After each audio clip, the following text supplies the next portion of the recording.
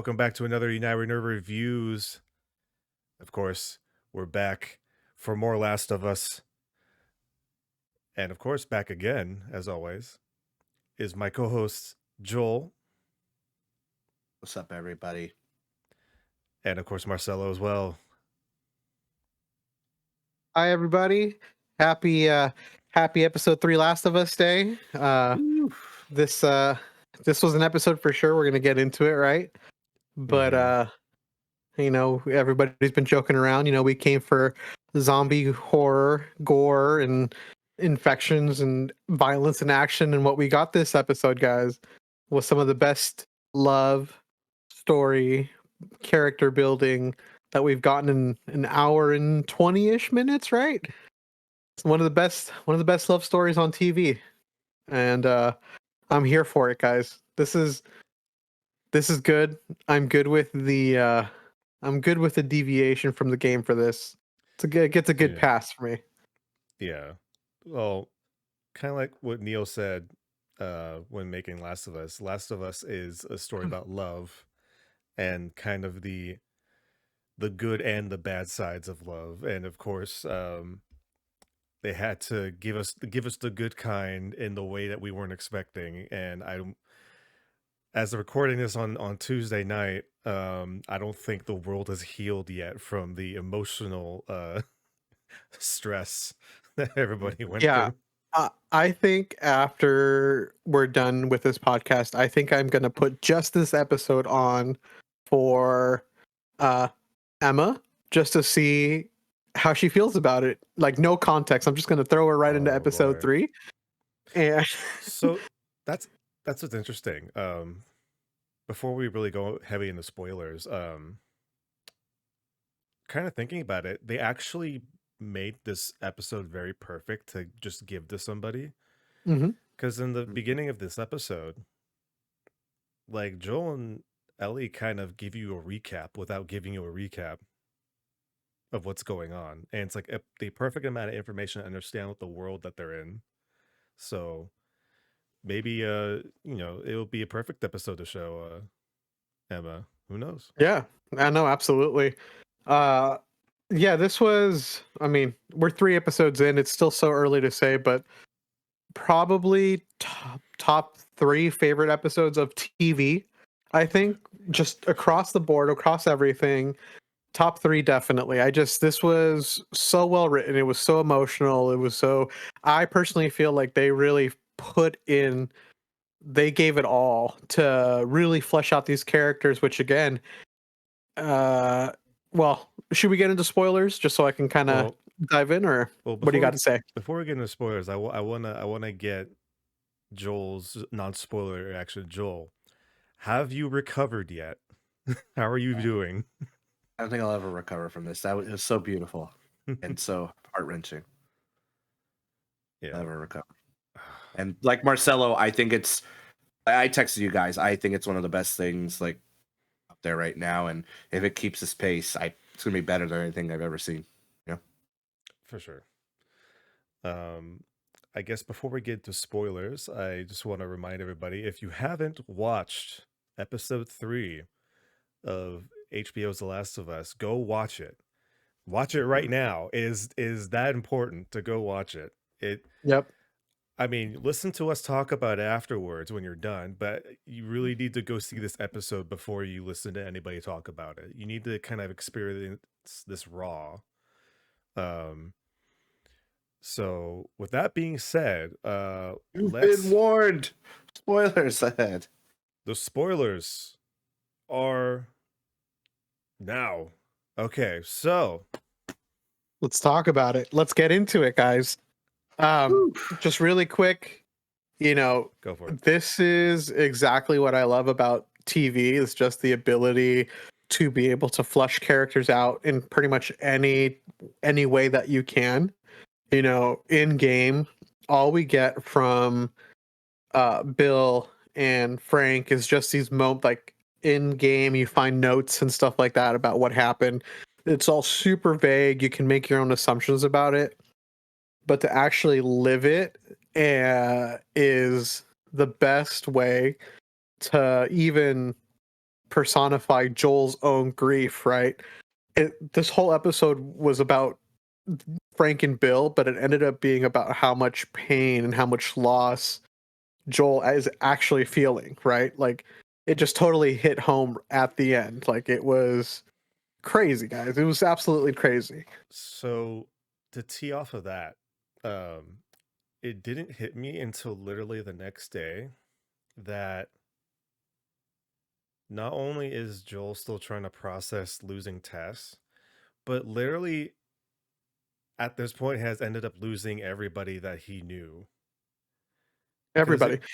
because you see in this episode there, this whole episode is kind of a flashback leading all the way back up to present day, and at some point you do see Joel, Tess, Bill, and Frank, hanging out together, having lunch, having a lunch date, and it's like, yeah, Bill's still kind of like the curmudgeon that he kind of is in the game, but at the end of the episode, you can kind of tell that there is that respect that they had for each other in a sense, Yeah. but then like not only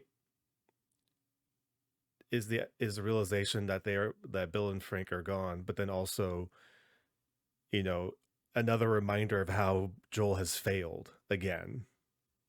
Like he failed multiple times throughout his life already, and he hasn't recovered from it. He's not in. I don't think he ever plans. Like, at this moment in time in the story, he doesn't plan to recover. He's just living with this kind of hollowed out, empty shell of himself. Yeah, I mean 20 years later, he is still grieving over the loss of Sarah. He's not over it. He hasn't processed that loss. So, everything up to where we are now at the end of episode 3 is just him kind of just dealing with it, but he hasn't actually processed anything. And I feel like this was probably the first time that he kind of dropped his guard a little bit with Ellie. I mean, Hmm. just a little bit. You're starting to see that kind of trust between the two. Um and yeah, like for him to feel upset and sad and hurt about Bill and Frank really just shows that, yeah, like when he cares about you, he cares about you, right? Like he is there for you. And again, in the game, you see these little spurts of the history between Bill and Joel. But now with this, because we're able to peek behind the curtain of the game, we're able to see that the relationship was developed over years. It's not something that was, it's been 20 years and he's been around for a good chunk of that, I feel. So it was really interesting to see, that he was a big part of their life, because he just ends up that, like knowing the kind of character Bill is, for him to say, later in the episode, call Joel is huge. Oh yeah, like you could tell, like for a man who doesn't trust anybody in the world to know that, hey, if I'm going to be gone, Joel's the only person I know that I can trust enough to take care of Frank and like just make sure that he's fine. Joel, I'm what? hearing my name a lot. I know. Well, you, Joel, I know. um, just do you think that, because some people I've been seeing online are saying like this is like this is a filler episode. It's like this has nothing to do with Joel and Ellie's story. It's like I personally disagree, but I wanna hear your opinion on that statement. Well, this is my first time hearing it, and honestly, I think that's garbage. Sorry, that's my opinion on that. This is, I guess you could say it is filler, but like you guys were saying, this really shows where Joel is emotionally by the end, right? And Mhm. what he needs to do, like like you guys were saying, he doesn't process his grief or any grief, right? Sarah, Tess, and now Bill and Frank, right? And it's come to a head, and we have that moment that you guys mentioned. Like you see it, he's like dealing with it. He's the storm is brewing, but he kind of like again he buries it a little, and it's just so much development that they're showing through their story too, like their beautiful story that develops. It's just crazy. I don't understand why this is so divisive already. It's like a beautiful thing. I just blows So my mind. so it's interesting because I don't think this episode is filler at all. Like Mm-mm. it's like real. This is only like what, a 9 episode season, Mhm. roughly. So you can't really have filler in a that short a period of time. But also, just the way this is told, because for sure, this whole episode, the most of the story you see is Bill and Frank and their lives together. But at the end of the episode, if you really think about it, this is showing how kind of closely resembling Joel and Bill are as people. They both pretty much went through the worst of it, pretty much, ended up being alone, kind of closed off to the world, sheltering themselves from everything around them. And then all it took was one person to kind of change that for Bill. So, like, Bill was able to kind of open up his mind to love again. And then it just shows how much that bettered his life. And then you see Joel, where he's been closing everybody out and keeping everybody closed out. And, you know, he's just a sorry a sorry sack of shit for the most part. Mm-hmm. But like knowing where the story will lead to, you know that once Joel starts to let in that relationship with Ellie is when he can start, maybe not fully heal, but you can start the process of accepting love again. And so it's just that interesting kind of like duality to this episode where you're still telling a story here with the main characters, but you're also telling the story that not all of us were expecting. Because I mean, fuck, when we got to the point of the episode where the Raiders were coming to try to attack Lincoln, right? How many of you actually thought that this was going to be the scene where like Frank dies?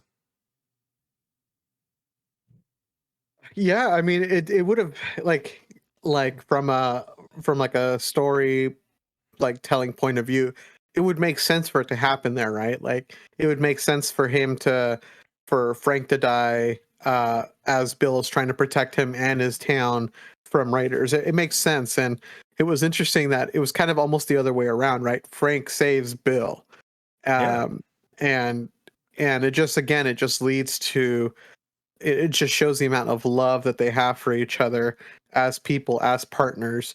Um, and yeah, I think it's weird that people say this is a filler episode. I mean, if you've played the game, I mean, stuff happens in this town, so stuff is supposed to happen here in some ways. so Just because it wasn't the interactions with Ellie and Bill talking shit to each other for 30 minutes in a game doesn't mean you know like of course everybody would have loved to seen that, but it's like Mhm. I accept this. I accept this for what it is.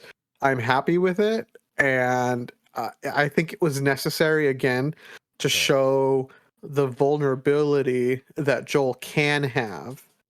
right, Because that's what was missing is we need to see a human side to Joel. right. We need to see him start to break down a little bit with Ellie and start kind of really caring for her. Oh yeah, because like I guess spoilers for the game for people that haven't played it. When they were interviewing like Neil and Craig for the show before it came out, like they said that they want to kind of keep to the same story beats as the video game, except for episode 3, and they said episode 3 was going to be the most they deviate from the story, and now we know why.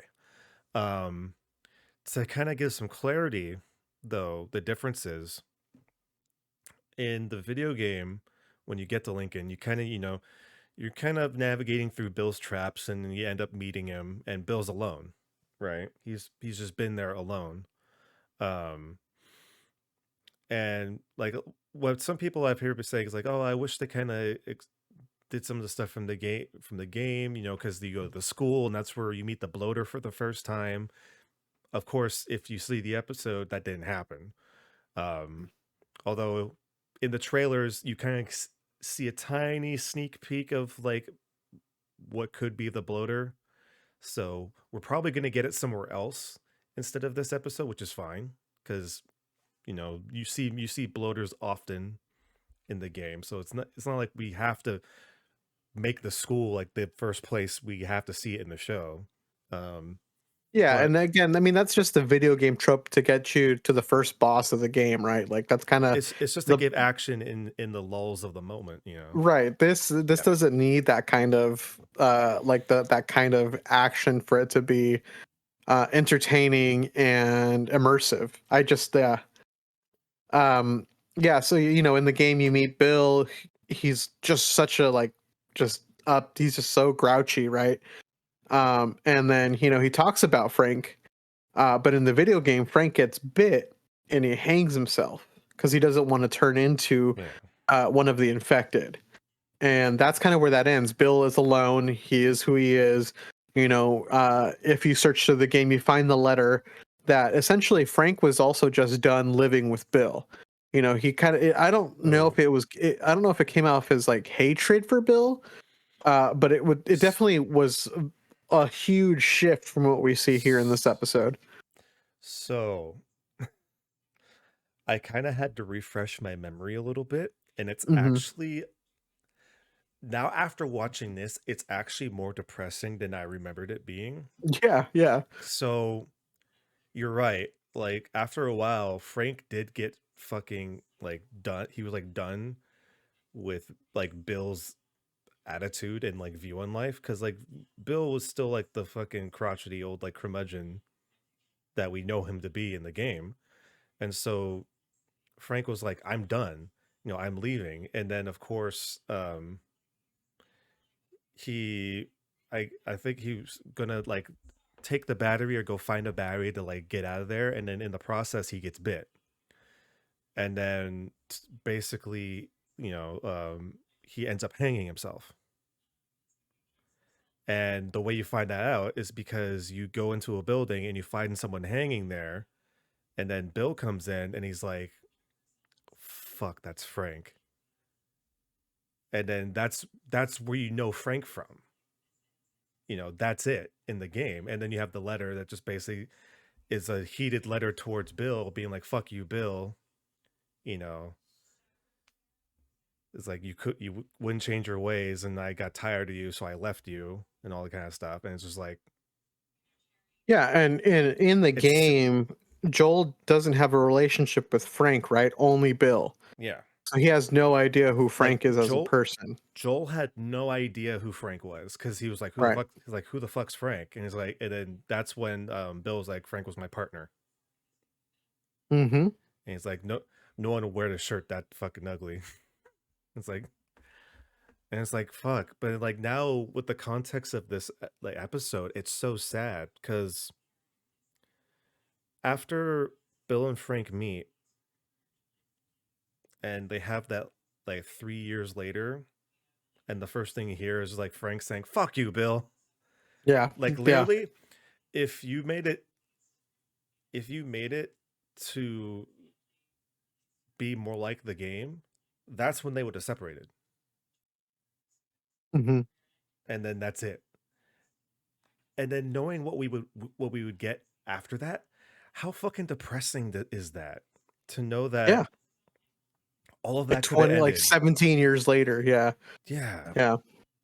You know, I guess before we get into the Bill Frank storyline that is this whole episode, you know, I guess just quickly let's touch on, you know, Ellie has her first kill in this episode. You know, she gets her first kill in the Oh yeah. convenience store. Um, which, you know, it definitely is a moment, right? Because it takes, you know, it's not easy to, not that I would know, but it's not easy to kill someone or something, right? It takes a little bit of a particular type of personality and effort So I thought that was really interesting because, she kind of played with it. That wasn't, I found that whole scene very interesting where she kind of like, well, gets her first kill, right? And doesn't tell Joel about it. I was curious to see what that was about. Like, why wouldn't she have said something? But I guess, Ellie is a strong, stubborn, hard headed person too. So who knows? So I thought that was interesting. And I absolutely loved as they're walking down and they see that mass grave and it zooms in on like that fabric, right? And then it like fades to the past, right? And that's where we Yeah. pick up the Bill storyline. But that transition was so heartbreaking because it's literally a mother and So her child, unnecessary. dude. Yeah. It was like, fuck, really? Like, what's about to happen to these people. And it's just like, fuck, like, God, it just, Yeah. like, it just pisses me off. I know this is all like fiction or whatever, but it's like, the military would do something like this, like this is, oh, I don't know, just rubbed me the Yeah. wrong way. I was like, these fucking Fedra people, whatever. I think that's what made it upsetting. Like it's like it could happen, and we see it. Like it's not of the realm of possibility. But like, oh, we'll take care of you, and then here are the results. I just wanted to say really quick. When she has the knife in front of the Oh God. infected, I was thinking about what she said before. Like, does it bother you that knowing that they were people once before? That ran through my mind as she was like right in front of it. I was like, is she actually going to do it? And then we find out she does. So that was crazy seeing that. And just, yeah, that transition. Oh my God. It's just rough. And, just the outside view of, Bill watching his little bunker and it sets the stage for everything. Oh man, with all those guns, cameras, his maps and stuff. I Yeah. I was just gonna say, just there's so many things you could just take from that one scene with Ellie, and I don't know how you guys kind of viewed it in that moment, but for me, when I kind of watched that, um, knowing where she was asking is like, how's it feel to like know that they were people or they are people, Mhm. but then a part of me kind of looked at that scene and when she was kind of like testing the waters to see like what would happen and then seeing like there wasn't really a reaction to her just kind of like cutting the seeker. By the way, congrats on them. They actually like debuted a new well, not new, but they debuted another version of infected. So in the first two episodes we've seen runners and clickers. This one was a seeker, which is the in between a runner and a clicker. When basically, if a runner is living long enough, then they start to evolve, like the Hmm. you know the fungus and shit starts to grow even more, and so you could see how they're slowly starting to become a clicker, where like half of their head is like having that fucking bloom come out, and they still have one eye, but sooner or later they're gonna start to lose that eye and become a full clicker. So it's kind of like, oh, that's kind of neat. They actually, decided to start showing us more and more of all the different ways that the infected kind of evolve and grow over Hmm. time. Yeah. Um, but back to my original point. Like when I was watching this scene, I couldn't help but think like Ellie was like looking at this thing as maybe a they or Ellie was feeling a little bit resentful by the fact that she got bit originally,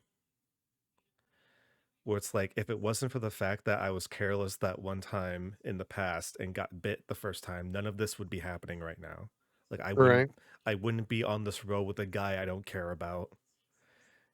Tess wouldn't have died, and so on and so forth. And so I kind of looked at the scene thinking there's some resentment in like maybe in the back of her head a little bit as she's kind of like just sitting there just kind of pretty much playing with the fucking infected person, you know? Yeah, yeah, it was interesting.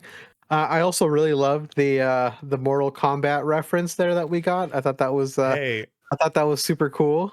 You know, you got that HBO money, might as well borrow from NetherRealm. Fucking might as sure, well why pay for not? the Melina rights, right? Yeah, that was great. They don't have to pay for it. They fucking parent company Warner Brothers do. They don't need to pay for shit. That's right. But yeah, so we get that cool ass transition and we finally get to meet Bill. And I thought that whole montage scene was really funny.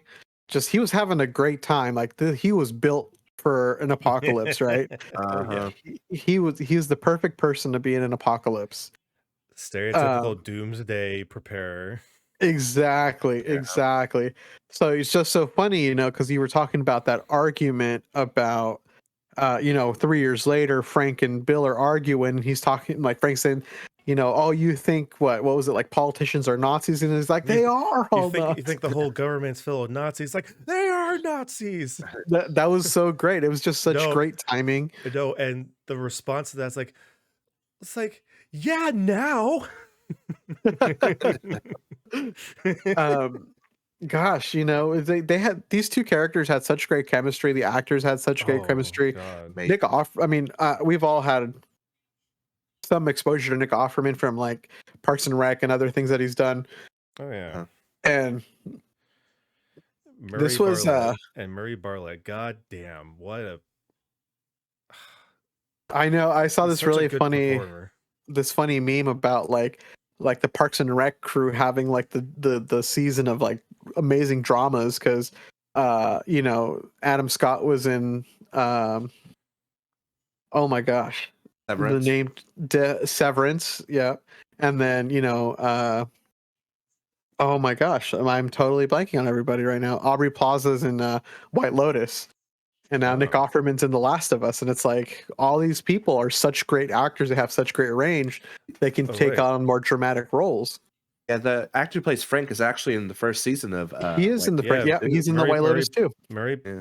actually was funny because there's an interview with Neil and Craig, and they're saying they casted Murray before he went on to do White Lotus, and then after they saw all like his performance in White Lotus, they're like, "We fucking nailed it." But just um, I just want to kind of throw a little bit of like more appreciation towards Murray a little bit. So, we get that scene where they're at playing the piano, right? And then mhm. Frank is playing that song like he's not a good piano player, right? Fun fact, Murray Barra is actually a really good piano player and singer, and he actually had to like act bad for that scene. And it was just like, oh, that's so good. Like I'm not musically inclined, but I can imagine like you've guys played instruments a lot. I could imagine like after practicing for so long, it would be kind of awkward and weird to like force yourself to play bad. Yeah.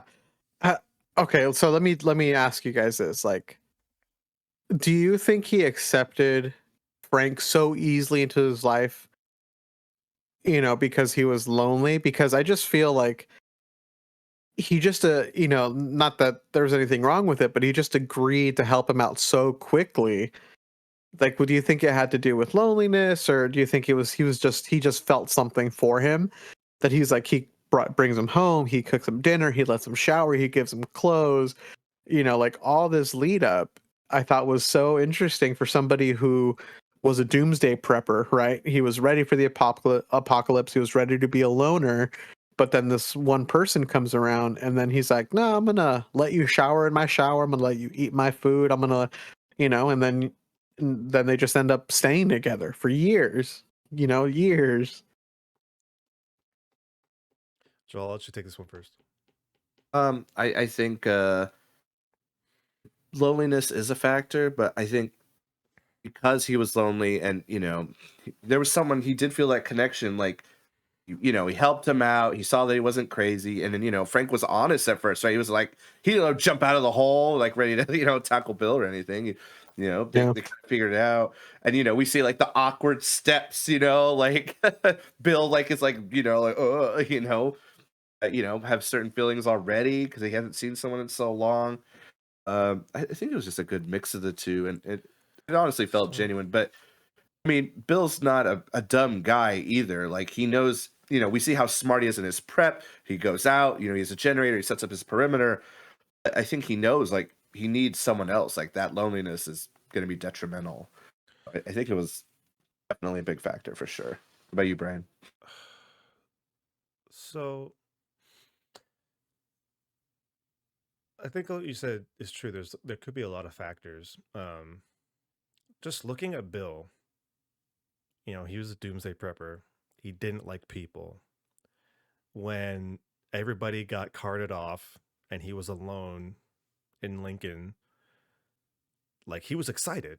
You know, he was living perfectly fine on his own. And then when Frank came in, could it have been loneliness?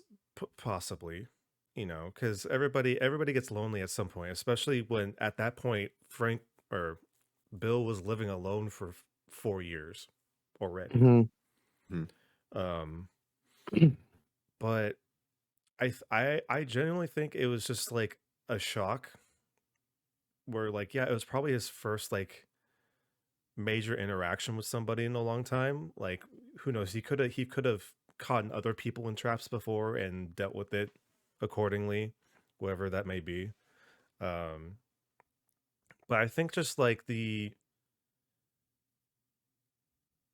Frank just like warmly kind of like opening up like to him just kind of set him off guard Hmm. and gave him the opportunity to kind of just like take a moment to, you know, be in the moment. Because like you see like, you know, Frank takes a shower and then like one thing that I kind of caught on like instantly was when Frank was like, "Oh, can I just have 5 more minutes?" And then you kind of look at Bill and he's like, like sure. And then like you see him catch himself like, no, sure, you know, yeah. Why? It's like, but at first he was like, it's like, all right, you know, he was kind of letting he was kind of opening up that shell a little bit to like let his softness through. But then he caught himself and he's like, oh, yeah, yeah, you know, why not, you know?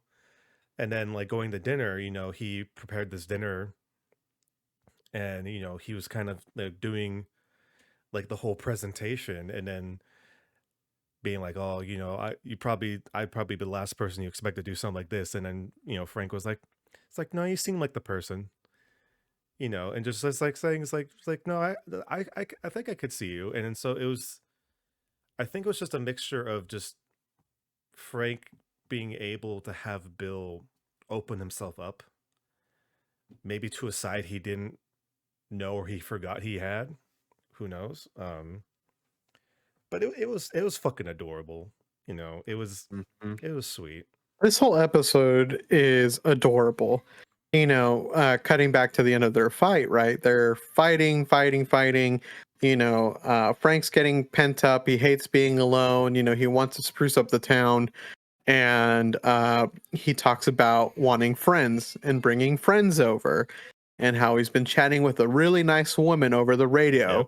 That whole cutaway was so funny to me because you literally cut and then it's like, you know, it's like a couple years later and like Tess and Joel are having lunch Yep. outside sharing a bottle of wine with Bill and Frank and you know Bill just has the Frank and gun on the table. yeah, you know, Pointed he's at just putting Joel. on this like he's like putting on this whole oh I don't trust you like this is all you know whatever. Um, and I thought was again really cute is they're Joel and Tess are leaving and then essentially the code comes up right. Frank and Tess created the code. Mhm. The 70s and 80s stuff. It was so funny. I love seeing that. And you know, just Joel talking shit to Bill about the quality of his of his fencing and stuff like that. And he's like, "Ah, I can get you this, I can get you that." and it just starts off and it starts building their relationship, Mhm. which I thought again was super funny, and again it just adds to Joel's story with them, right? And it's moving it forward just because we're in the past, but it's still kind of showing us who he is. He's not going to let somebody leave it, like let them out to rot there. Right. Um, Mhm. yeah, I thought that was funny. Yeah, Um, it was pretty funny, and just like the the chance that we actually get to see, Tess again, especially since we lost her last episode, but then like get to see kind of her and Joel being more of a couple, you know. It was always like hinted at that they had a relationship, but like we never got to see much of that. We got to see it a lot more in the first episode, but we kind of get to see a little bit more. It's like, yeah, they, went to go, see Bill and Frank, and they had like a little lunch, and Joel was kind of held at gunpoint almost. But they got by. It was fine. But boy, how innocent was the fucking strawberry scene? Again, this whole episode is cute. It's Mhm. cute. And again, it's just this relationship that they have, right? Like, oh, I traded Tess one of your guns for the seeds. And his first thought is which gun? And it's just like, oh, a small one. Like it doesn't matter.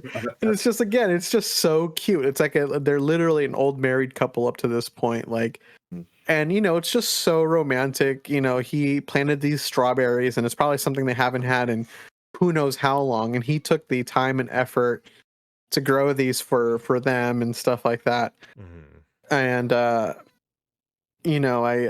I think what was really interesting is that Bill never really stops being a prepper, because it was like kind of immediately after that scene that the Raiders come, just about, Yeah. right?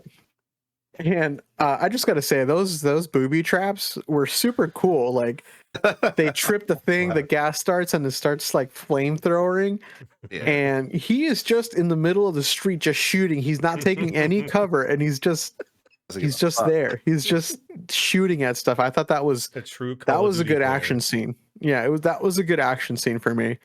And of course, he gets shot, and immediately, Frank comes and rescues him, pulls him back in, and the whole time he's just worried about somebody taking care of Frank. Call Joel, he'll take care of you. Call Joel, Mhm. he'll take care of you, right? That's his biggest concern. It's not for his own life, it's about who is going to take care of Frank. And again, it's just showing the amount of love and care that builds out of this, and that he has grown into, um, and in the trust that he has in Joel, because Joel will come. Mhm. That he'll take care of Frank if it comes to that. Mhm. Mhm. So like just seeing all that transpire and then transitioning to 10 years later. Yeah. Well, Did now you they're really old. did Yeah. did you expect again another flip? Cuz I felt like they did that so many times in this episode. Did you expect that flip, because last thing we saw was, Bill pretty much passing out on like the table, and like Mhm. your only assumption is like, oh, he's fucked up, he's done for. Then the transition into, not only is Bill like better, but now we see Frank in a wheelchair. Yep. Like what, like how did you process that moment? I well, do Well, you want Joel. do you want to speak to that, Joel, or do you want me to go? You go first. I'll go after. Sure. For me, it really kind of what it really did was again just show that we're living in this apocalypse, but we're still kind of prisoners in our bodies, right? Like we can still get sick. Like this isn't something that we're going to escape from. And again, to see the amount of love and care that Bill has for Frank by wheeling him around, feeding him, just really taking care of him and not deserting him in any way. Like he is there with him. He does not give up on him. And it was just really powerful to see that even in those situations, they're still finding a way to, you know, be together and make it work until, of course, there comes this until Frank makes the decision that he's ready to die. Like Yeah. he is ready to go, and he is going to go out on his terms. Boy. Mm-hmm. Which it takes a lot, right? Can you imagine being in that situation and you just telling yourself, you know what, like I'm not going to sit here and keep wasting away. Like I'm done. And it was so cute. I don't know if you want to speak to anything, Joel, but like I'm getting kind of like in the ending, if you notice, like Bill gives him the same bottle of wine from the first day they met. He cooks him the same exact dinner from the first day they Oh, met. so He just fucking really tees it up for him. And for me, I didn't see the ending coming where he would kind of drink it himself too, where he had already crushed the pills up and had put them in the wine bottle that they shared together. I actually didn't see that coming. I was expecting for Frank to die and then Bill to still be there and meet Joel and Ellie. That's kind of how I thought this episode was going to end. mhm. But I think it's much more poetic, of course, for him to have been uh for him to go out with Frank on his terms together, because at the end of the day, once Frank died, that's all he had. That's who his person was. And for him to I still love it. He's like, I'm old, I'm satisfied. Like that's it. Like he knows there's nothing else. What else is there besides Frank for him, Mhm.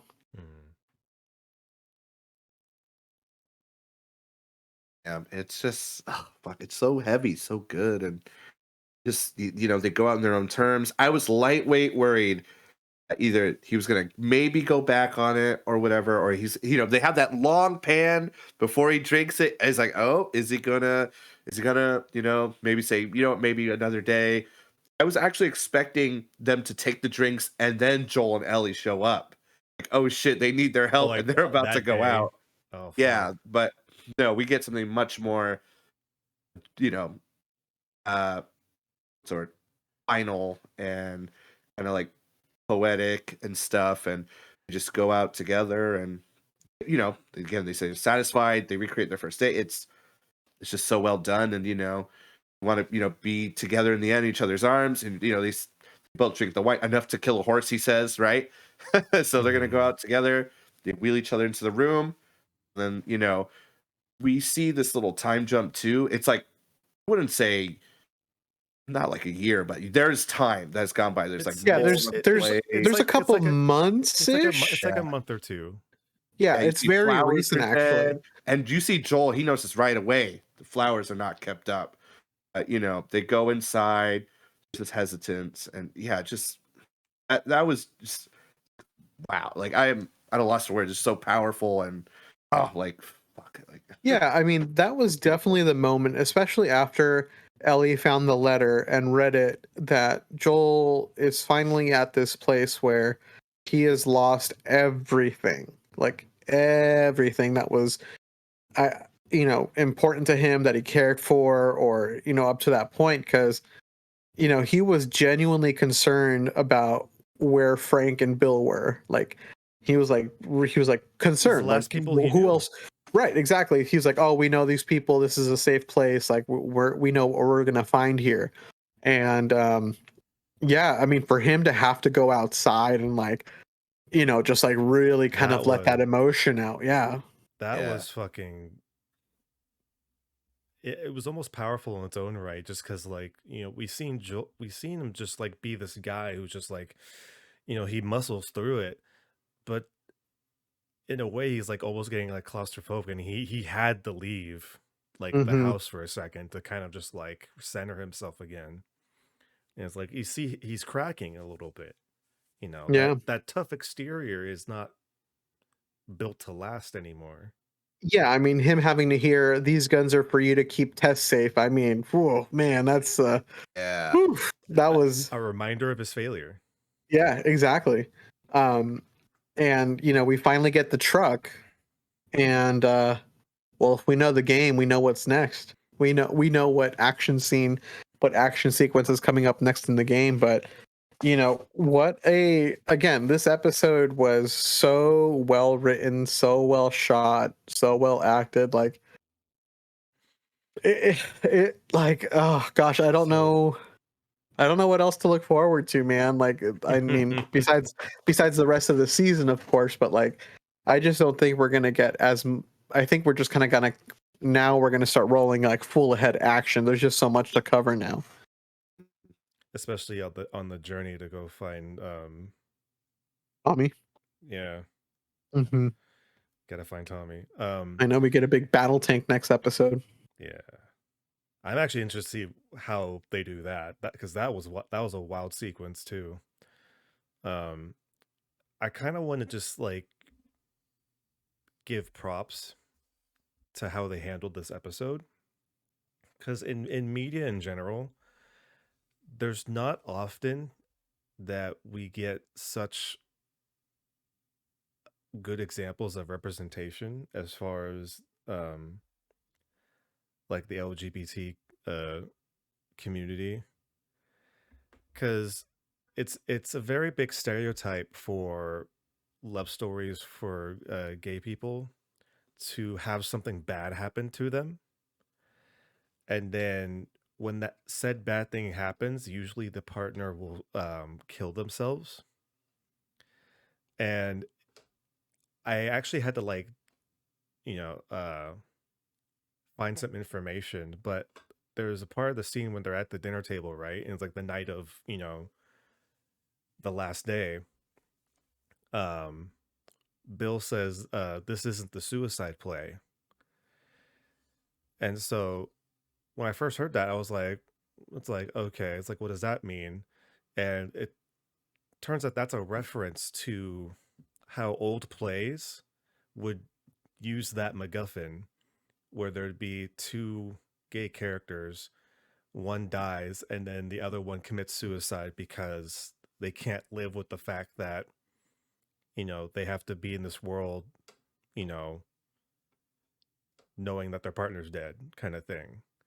And so it was just interesting to have that like be brought about, and then also just doing some research. The director of this episode, um I apologize if I get the last name wrong, but Peter Hoare, is a married gay man.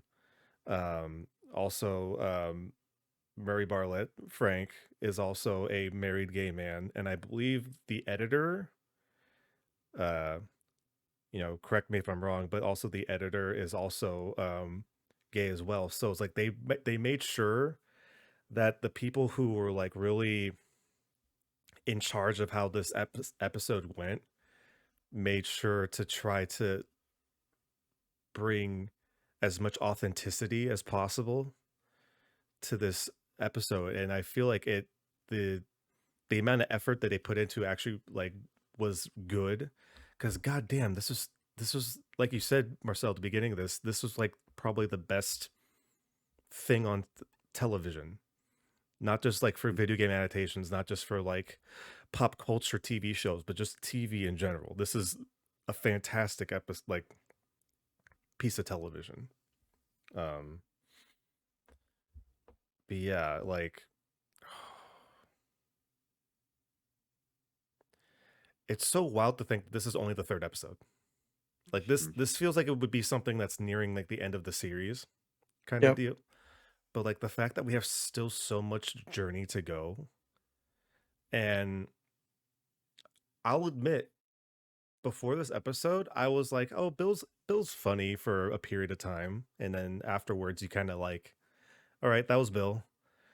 But like now, like when I go back and play the game again, I will not be able to not think about this episode, and like this episode made me care about Bill and Frank like so much. It really does. Yeah. Yeah. Ugh, man, shit. Like, and then of course, like you said, like they another plot point, when Joel and Ellie are gathering up equipment and supplies and stuff before they leave, they get cleaned up and everything. Ellie opens a drawer and she finds Frank's pistol that he had during the night of the raid. And then she takes it and stashes it in her bag. So now Ellie has a gun. And Joel doesn't know this. So there's that little bit of added kind of intrigue, I guess, for lack of a better word, just to kind of see like where that will come into play, whether it comes in next episode or, you know, it kind of creates this bonding moment for Joel and Ellie. It's like, well, fuck, you have a gun already. I guess I'll show you how to use it kind of deal.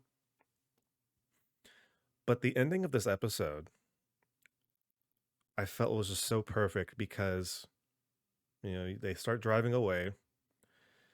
You know, Ellie, like, is amazed by a vehicle because she's never been in a car before. That was adorable. But then she pops in this cassette tape and it starts playing the song that they played on the piano. And then as they're driving away and the camera starts to pull back and it's going into the window of Bill and Frank's bedroom, and then it stops on that very iconic menu screen of the game of the window with the breeze blowing in. And then the episode ends. It was such a fucking beautiful ending to the episode. It looked very much like the title screen from the game, right? It did. It was just it was so perfectly done. Ah, Oh, almost halfway there. almost halfway there. So Joel, I want to ask you this. Just kind of like an overall, like, what would you say if there was no more of The Last of Us? If for some reason something happened, like the show got canceled, would you still think that the series was like? What would you still think of this series? Would you still think it was like a good thing? Like if it ended right with episode 3. Yes. Yeah, that was. I was just thinking, like, what you guys were talking, like that episode 3 was a better episode than some finales that we know of, right? That was just so well constructed. It reminds me a lot of you know, a good love, like the San Junipero episode of Black Mirror. There is some tragic and a little bit of triumph. It's just beautiful, and it just, we were talking about it before, but this episode fucking deserves awards. Like I cannot fathom why it would not, but I'm sure there's reasons. But it's just so masterfully done. And if we didn't get another episode, I guess that's it, right? It had that perfect ending, like you said, like the menu screen. It's like, well, I guess if you really want to find out the rest of the story, you gotta play the game, right? Yep. So Remastered version out now. honestly, we've gotten like some of the best TV with only 3 episodes, and I'd be satisfied. Yeah. But you know what? We still have a lot more to go. Yeah, we do. Yeah, no, this is what happens when the people who created the source material have the control over this kind of stuff to be able to see it through, and the changes that they've made that kind of separate it from the source. It's all well thought out. It's not like, oh, we just need to do it because TV's not a video game. Yeah, we all get that, but there's still a lot of take care and consideration being taken into these small changes because it's still driving the story forward. It hasn't changed anything about how this game, how this season is or should end. Like the plot is still, if you play the game, you're still on track with whatever's going on in the game. Like it's still moving in a good direction. And who knows? I mean, I think next week the biggest thing is, in the game they find Tommy at a power plant or something like that, and here we're going straight to Wyoming. Or whenever I feel like I think I read that somewhere that's kind of a digression there, because I feel like in the game Tommy's is on his way to Wyoming, but he hasn't gotten there yet. He's kind of like in between. I don't remember really. Maybe I could be totally wrong, but I feel like that's another change. Um, That's actually a really good because question. because from what I saw is that Tommy will already be in Wyoming in the settlement where we meet characters like Dina and stuff in The Last of Us Part 2. So we'll already be there by now. So I'm interested to see if they're going to start introducing characters from The Last of Us Part 2 uh, in the next couple episodes. I didn't hear about that. That's actually interesting. I think it would make sense, of course, because you got to start setting up a little bit for Part 2. But Because yeah, that's kind of, I think that's the path that they're taking. I mean, it makes sense because like they do go there, Mm-hmm. and that's where they end up. So it's like it makes sense that they would have some of the characters like be there, like show Yeah. up. Like even though if we don't really get a full interaction with them, just to kind of see them being there. Like Mm-hmm. it's not out of the realm of possibility. Right. So we'll see. But Oh, I'm gonna go rewatch this now. bruh. I'll probably end up rewatching this for a long time. And when HBO fucking releases that Blu-ray, you better best believe I'll be buying that shit. Especially now. Holy fuck. That deserves to be recorded and archived for fucking TV history. All right. I guess since we're winding down, I'll get your last thoughts, Joel. I want to hear your overall thoughts. Anything that you haven't expressed already. Just you see a man who I thought would have little to no care have like the most humanity in the end, and then you see this broken man get broken a little further, but maybe he'll start his journey to realize what he's been through. And we'll see what happens next in that shitty Chevy S10. But how about you guys? Marcelo?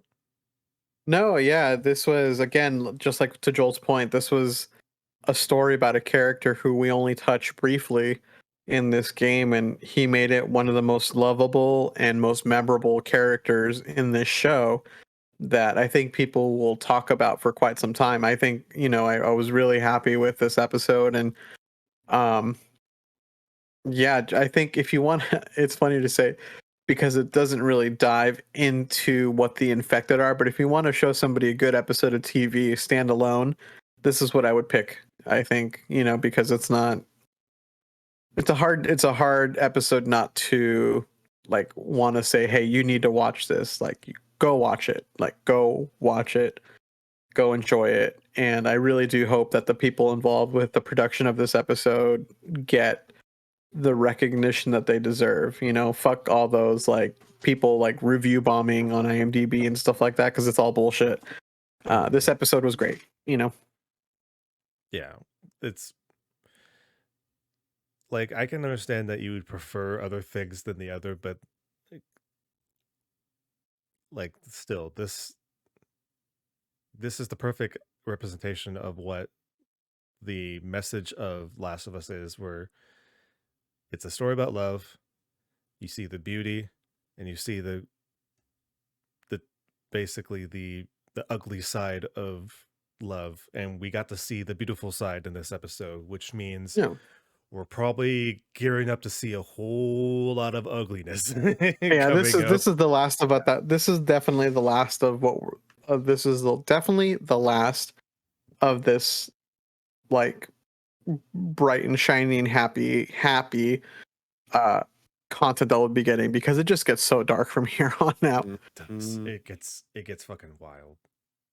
I can't wait that ending. with that Want to ending. see how far they go. I know. Well, of course, we will be back for the next episode next week. Hell yeah. But of course, if you haven't seen episodes 1 and 2 of The Last of Us, you can go back and watch those now on YouTube, and you can listen to them on podcast services. Of course, this has been United We Know Reviews. And remember, everybody, Until next time, keep on nerding. We'll get an S10. Love will provide. Oh my